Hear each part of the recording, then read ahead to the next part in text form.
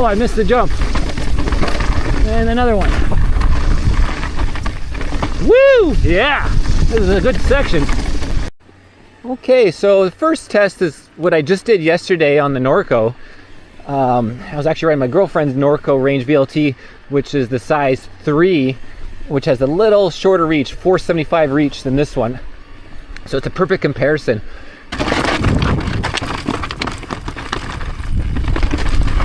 The brakes are terrible on this bike because this large is closer to, like, say, a medium in the numbers. And we're in auto mode right now, and it's going to go up to a steep hill up here.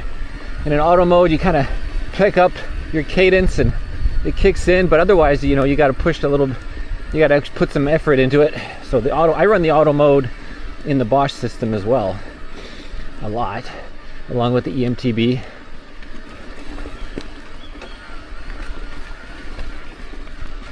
Hi there. Oh, can't go up here, we got some people in the way. That's the steepest part.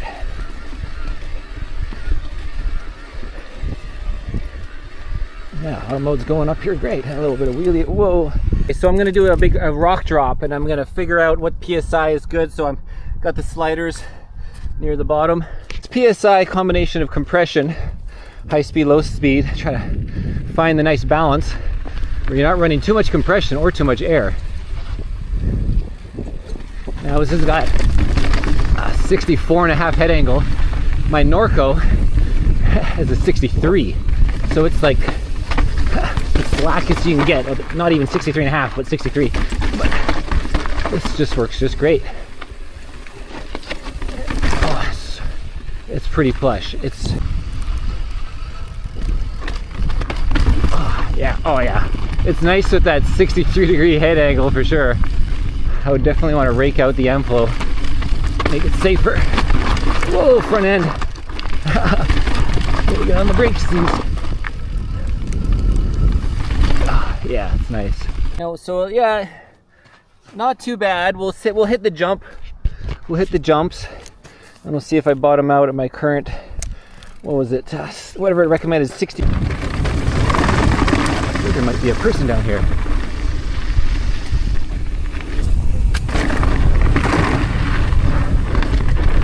Had to go a little slower than normal. You gotta get this corner good. This is the key to getting good flow. See who can land further down, huh? Whoa! Huge air, that one. Whoa, big rock.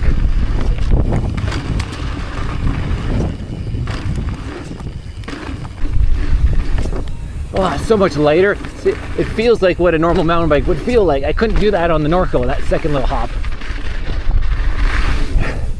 Okay, and the final.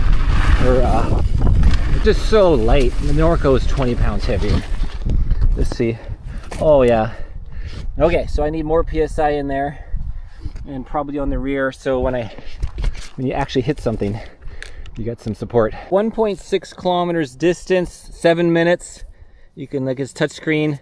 Go through the settings here. Elevation 600. I'm gear 7. So I'm first play with the compression since I don't have to pull at the pump. I'm gonna turn up the high speed compression. So that's the outside dial. Let's go. There's a full click, and we'll turn up the compression. Right now it has a number. It's like at 4, 3. Unfortunately, the rear doesn't make clicking sounds on that Fox, which is annoying. And then I'll turn up. We'll just start with that. We'll start with that, and we'll hit the connector next. We're in auto mode. Hey. Look, you can bunny hop it like a BMX bike, you know, just like, can't do that on the Norco range. So now we got eco mode, and yeah, eco mode, I mean, it's like a normal bike to me. Of course, I'm the dirt biker and never would own a normal bike and go mountain biking. So like, I would never ride in this eco mode. This is way too hard. Like, I'm standing up, like the bike's going nowhere. This is probably what a normal bike feels like. I'm used to my BMX bike as a kid. So anyways, I would never use eco mode unless I'm waiting for somebody. And trail. So trail is kind of like the turbo mode. It gives you pretty good power.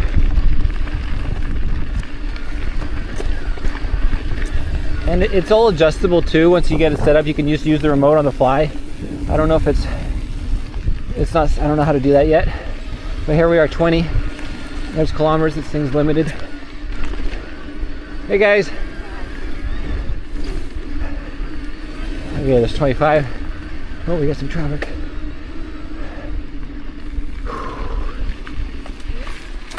Hey buddy. Lots of dog walkers out here.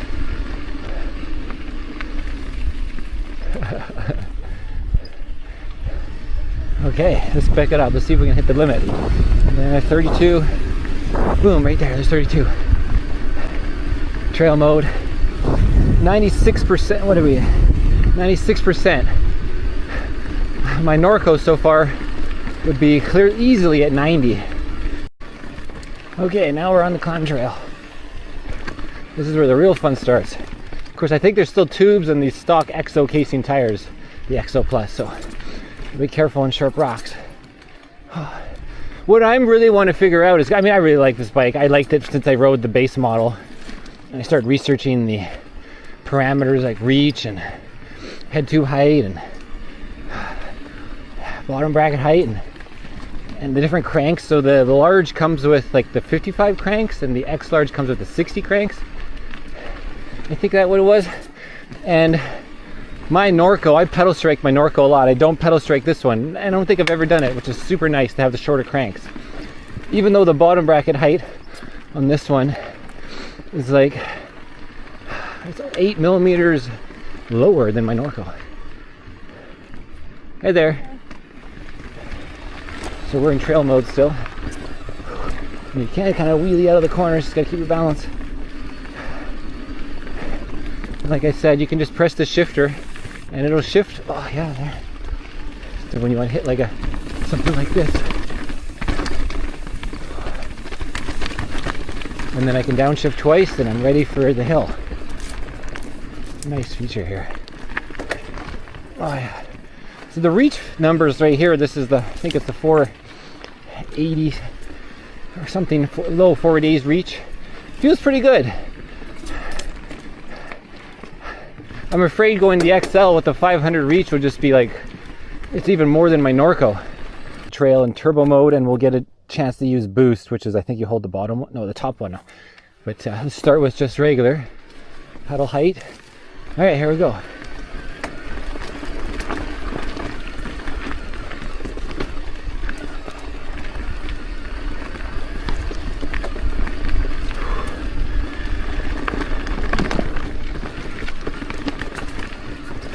Now you're actually having to look down and dodge the rocks.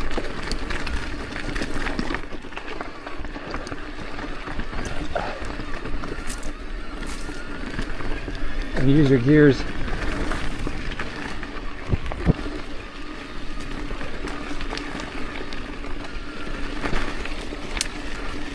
Okay, so we're at 19. If I hold down, boom, there's boost. 60 seconds he has it set at.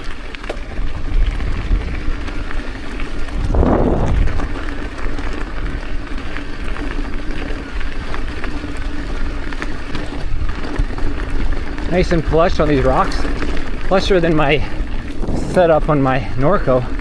I can barely reach the limiter on my Norco pretty much all the time. It's like, it doesn't have enough power if you're going uphill. Now we're on the trail that connects to the connector, so a little uphill, downhill. Oh yeah, you carry the front end over, a couple puddles. I've been back in trail mode. Whoa! Jumping up there so far, almost landed on the next rock. Okay, we're at the top of the connector, and I was just thinking, I want to just do the run down. I'm going to add one more high-speed compression and another, what are we at, 3? Another on the rear compression, so I can just do the run, and if the bottom is out, it bottoms out a little bit. I wanted to show you the shifting, so I can just hit the shifter and boom, like you can set it up. How cool is that? So you can be ready to go. All right, let's do this. I'm just running trail mode, no reason. And let's just hope suspension's gonna be not too soft. Okay. So I did this just 2 days ago on the girlfriend's Norco. Got the medium size 3 Norco Range VLT. It's a 2024 Bosch Gen 4. Now we got 180, 170 on this 60-pound bike. I want a direct comparison because it's got the long travel but heavy. So here we go. The brakes suck on this though. Yeah, a little softer there.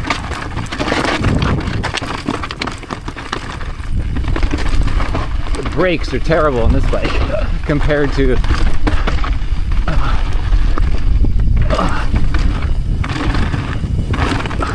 little more stable there maybe. It's a little wetter out now. Oh, that feels good. Oh, I don't know if I bonded out there, but this is the line right there. Oh, it feels pretty plush. Well, not too plush, but whoa, whoa, sweet. Okay, I remember the line was right through here. Whoa. Almost off the trail. I bottomed out. Yeah. Just a little soft. The rear's right off the thing. Front's probably bottomed out.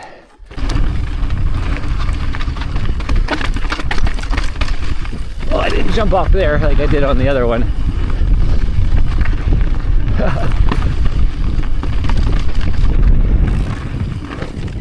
Just not lightweight, right? But yeah, the suspension travel, it's a little suppler, nicer. Whoa, right on that rock. Whoa, bad line. Okay. But yeah, on the way up though, it was like, oh, this is really slow on the way up. But it's also free. If you put a 170 fork on here and you got just, instead of 64.5 down to 64, or you put a 180 on, or just do the flip chip, or don't put a mullet the thing and put the 27.5. Don't use the flip trip. That'll give you probably like a degree as well. Some people have been talking about that in the airwaves. Added one more high-speed compression to the front. Left the rear how it was.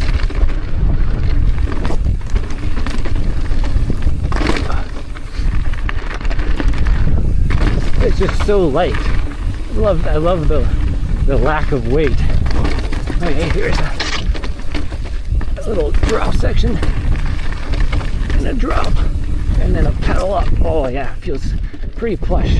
Even though it has like the Norco has 180, 170, this one, I think it's just the Norco's geometry. This one doesn't feel like it doesn't feel less travel. Because until you bottom out, I guess that would be the only issue. But I bottom out the Norco too, so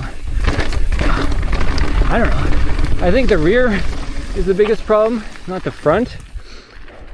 And I don't really feel like the flex. I don't really even know what that would feel like to me, you know. Even though the Norco is supposed to be like the super stiff, ridiculous frame, I don't feel flex on that. Probably in the park, if you're doing a Whistler and you're doing A-line, Dirt Merchant, maybe you'll feel the flex on bottoming out the jumps. Anyways, you can see, yeah, again, right to, I'm not sure if it uses all the travel. Okay, yeah, so let's put more air pressure in when we get to the bottom. Let's do that. Can't quite get the same, we get about half the amount of hop.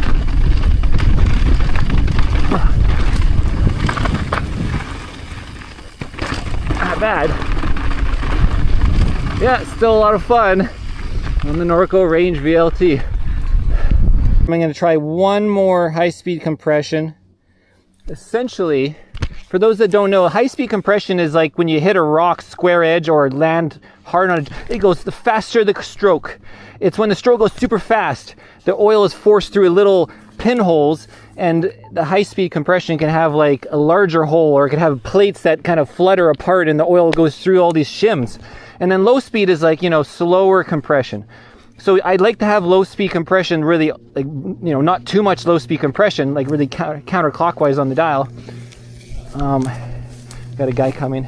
So then it flutters over the nice little rock chop. Yeah. You doing good? Yeah, I'm just doing my suspension. And then high speed is for when you hit those big hits, like the landings on drops and jumps. So that's why high speed I turn up for like what I'm in terms of bottoming out. The low speed helps with that. Sometimes the circuits are connected.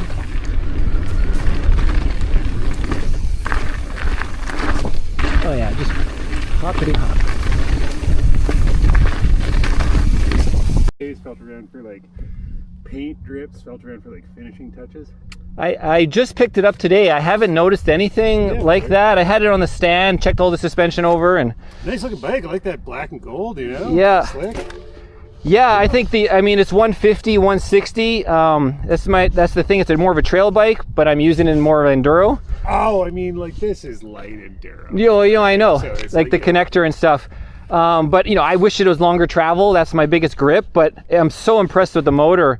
And so yeah, the frame right now, it's pretty. I have a Norco Range VLT with the 180, 170, and which is just like a crusher. Like that'll just smash through everything. The range, yeah, it's a big 63 pounds with the cush core. Whoa. Woo! Yeah.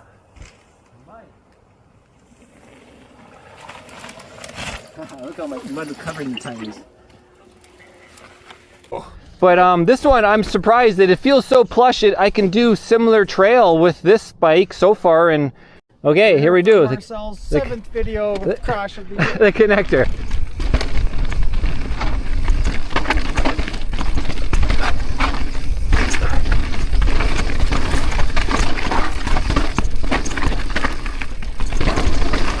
Not bad so far.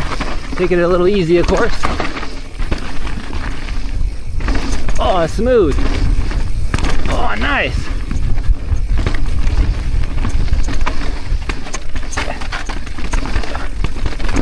Gavin's still with me. What happened to him? Cool. And I'm thinking about selling the Norco, and this would be like something to, you know, it's just, I've even taken my Norco to Whistler, and I'll do like Dirt Merchant and A-Line like 40 times. And you bottom out a lot because you overshoot a lot of the jumps, and that's the big concern when you don't have the travel, is when you overshoot shit, right? Yeah, because you travel saves you on it. Yeah, so Cool, that's fun, man. yeah. The Norco is so heavy though, I would trail brake into like 3/4 of the jumps on Dirt Merchant. I would trail just up the lip, just because otherwise I'd overshoot. Just shooting for the moon. Well, it's a big bike when you get that momentum. Yeah, 63 pounds, yeah. It's a unit. All right, anyways, have a good one. Have a blast, man.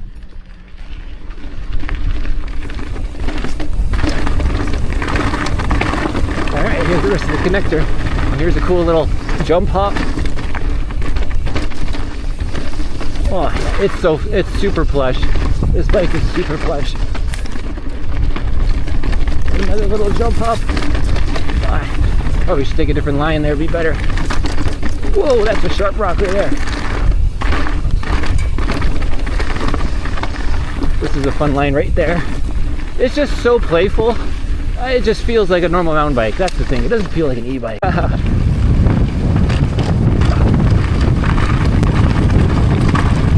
This jumps right here is fun. Oh, into that sharp rock. This is where you got to carry some speed through here. This little into those rocks. Yeah, a little easier. This section's easier on the long travel for sure. That Amflow kind of hucks you around a bit. It's hard to stay on course. So, yeah, long travel is nice to have. I'm still using all the travel. Still got one. We're pretty much jacking up the high-speed compression. See how that works, and turn the rear compression up from 2 to 1, I guess. The next is 0. No clicks on that. I would definitely just put a spring on the rear. I think that would be a great solution. Here's the remainder of the connector. Yeah, like I can get air off rocks. You can't do that with the big, heavy, normal e-bike brute. Oh, it's just so fun. Oh, just wish it had more travel. That's my only downside, really. And then obviously get some bigger tires on it. some better sidewalls, tubeless.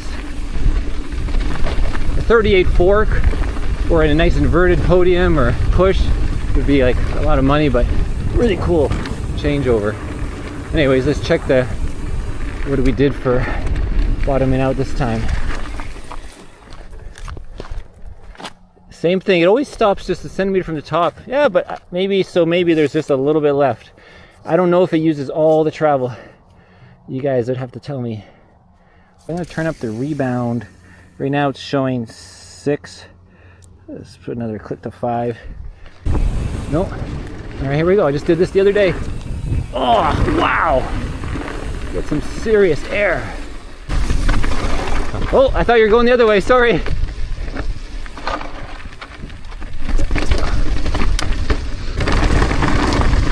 Oh, it's just so light.